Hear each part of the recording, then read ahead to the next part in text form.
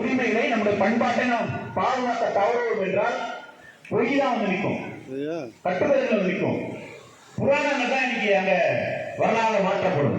மிகப்பெரிய அபாயம் இருக்குது. இந்த புராணங்களை உண்மையாக்குவதற்கான ஆய்வு தான் நடத்துறாங்க.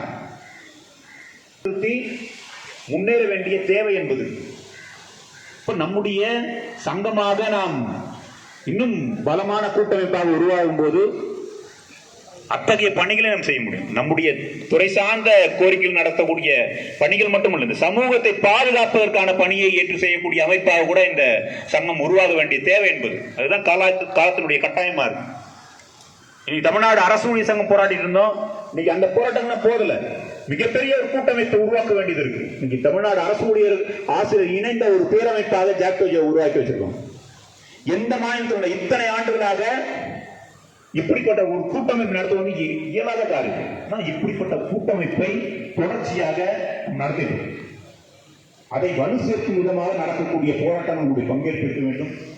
நம்முடைய துறை சார்ந்த கோரிக்கைகள் மட்டுமல்ல, நம்முடைய பொதுவான கோரிக்கையான பென்ஷன், அடுத்து வரக்கூடிய பே கமிஷன் பெற வேண்டியது இருக்கு. இப்படி ஏராளமான இருக்கு. அப்படிப்பட்ட நம்முடைய வாழ்க்கையை பாதுகாக்கக்கூடிய, நம்முடைய ஓய்வு காலத்தை ஒளிமயமாக்கக்கூடிய கோரிக்கைகள் இருக்கு. அத்தகைய கோரிக்கையை வென்றெடுப்பதற்கான போராட்டங்கள் நீங்கள் முழுமையாக பங்கேற்க வேண்டும் தெரிவித்துக் கொண்டு உங்களோட போராட்டத்தை வாழ்த்தி இந்த போராட்டத்தை தொடங்கி வைத்து நிறைவு செய்ய நன்றி.